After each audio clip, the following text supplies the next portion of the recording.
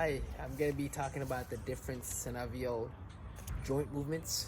First, we're going to be doing flexion, which is a motion that reduces the angle between body parts and brings them closer together. An example would be bending your knee backwards like that. The next one will be extension, which is the opposite movement, and that increases the angle between the body parts and moves them farther together from each other. So an example would be extending your leg forward like that. Extension. And then now we have abduction, which is the limbs, arms, legs, whatever, that are moved away from the body's midline. An example would be of abduction. That would be an example of abduction.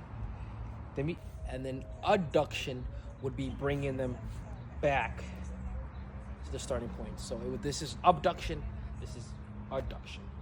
And then now we got a depression, which is a movement or body part going downward or inferior. An example of that would be opening your mouth.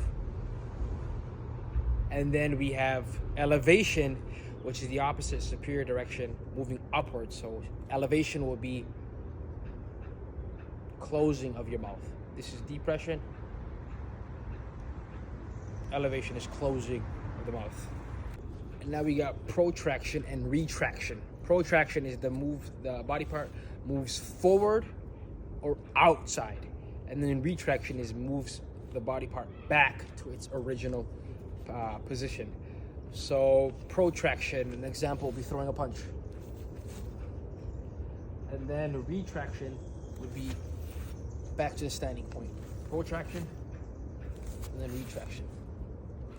Pulling it back to its original place. And then circumduction and rotation would be the limbs move in a circle, and then rotation is limbs move around in a twisting movement. So circumduction, an example would be your hip movement like this. And then rotation, a nice example would be your leg moving it side to side. Circumduction and then rotation. And then supination and pronation. Supination is a rolling movement that turns the palm or forearm upward, and then pronation is rotary movement that turns the palm downward.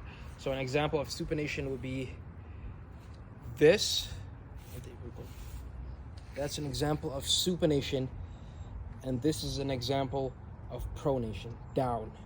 So upward, supination, downward is pronation. And then now we got a dorsiflexion and plantar flexion. Dorsiflexion is a lifting from the foot to the top of the front of the foot to the top of the foot, and it moves towards the shin. An example of that would be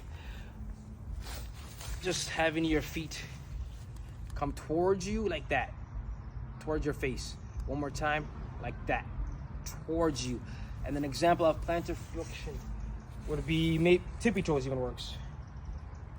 You on your tippy toes. This is an example of plantar flexion.